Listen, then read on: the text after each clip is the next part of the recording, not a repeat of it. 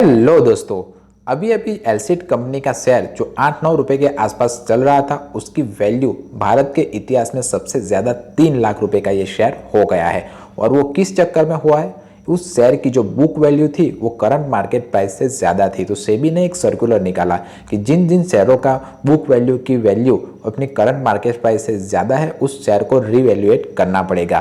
तो उसी चक्कर में बहुत सारे ऐसे शेयर अभी सोशल मीडिया पर ट्रेंड कर रहे हैं कि इसकी बुक वैल्यू ज़्यादा है, आप इसमें निवेश कर लीजिए, आने वाले सालों में ये अच्छा खासा रिटर्न्स आपको लाकर दे देंगे। तो उसी चक्कर में ये Shri Hanuman sugar and industry limited का शेयर आज मेरे सामने आया। तो क्या ये शेयर में ऐसी क्षमता है कि ये आने वाले सालों में एलसीड की तरह परफॉर्मेंस दे सकता है? तो उसी बारे में हम आज डिस्कस करने वाले हैं। इस शेयर की जो करंट मार्केट प्राइस है वो 6.95 रुपीज़ के आसपास है, जिसने नेगेटिव 0.86% का रिटर्न्स अपने इन्वेस्टरों को लाकर अभी तक दिया हुआ है।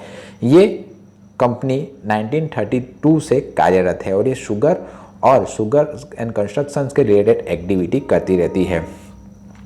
इसकी मार्केट कैप 12 करोड़ 9 लाख रुपए के आसपास है। करंट प्राइस इसकी 6.95 रुपीज़ के आसपास है, जबकि इसने एक साल में हाई 16.9 का दिया हुआ है, जबकि लो इसने 5.60 का दिया हुआ है। इसका ROCE नेगेटिव 0.12% है और इसका ROE नेगेटिव 0.70% है। बुक वैल्यू इसकी 82.8 के आसपास है और इसकी फेस वैल्यू 10 रुपीज़ के आसपास है। कंपनी की कुछ बुरी बात देखें तो company has low interest coverage ratio. इसका जो इंटरेस्ट कवरेज रेशियो है वो लो है। प्रोमोटर की होल्डिंग्स घटाई है 15.2% से। Company has low return on equity. पिछले 3 साल से इसका जो रिटर्न ऑन इक्विटी है वो लो है। तो ये कुछ नेगेटिव बातें हैं इस कंपनी की। इसकी जो कॉम्पिटिटर कंपनियां हैं जिसमें जो कंपनियां आती है वो है EID peri, Balrampur Chini, SH Renuka sugar, Triveni engineering India, Bannari Amman sugar, Bajaj Hindusthan, Dalmia Bharat जैसी कंपनियां इसकी कॉम्पिटिटर कंपनियों में आती है। क्वार्टरली सेल्स रिजल्ट इसमें यहाँ पर दिखाया नहीं है। पिछले 2022 से इसका कोई क्वार्टरली रिजल्ट आया नहीं है। तो अगर आप निवेश कर रहे हो तो सोच समझकर निवेश करिएगा। नेट प्रॉफिट भी इसका नेगेटिव में चल रहा है,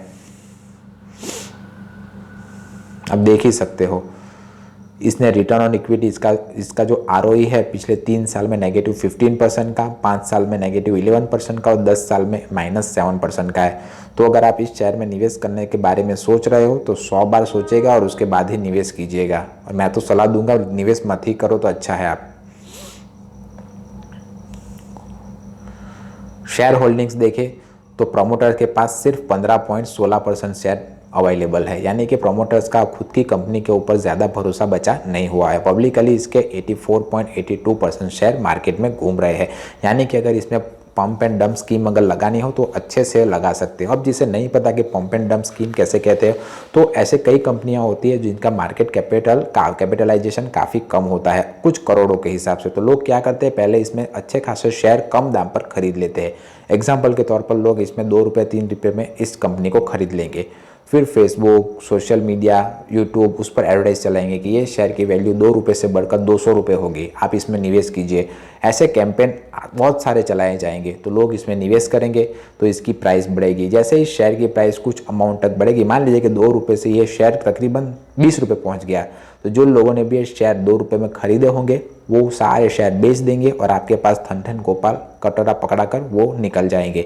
तो ऐसे इसे ही पंप एंड डंप स्कीम कहते हैं और अरशद वारसी इसी केस में चक्कर में फंस चुके हैं। तो अगर आप इस शेयर में निवेश करना चाहते हो तो 100 बार सोचेगा, अपने फाइनेंशियल एडवाइजर की सलाह लीजिएगा और उसके बाद ही निवेश कीजिएगा। वीडियो इन्फॉर्मेटिव लगा हो तो इस वीडियो को लाइक कीजिए, चैनल को सब्सक्राइब कीजिए। मिलते हैं अगले वीडियो में, तब तक के लिए बाय बाय।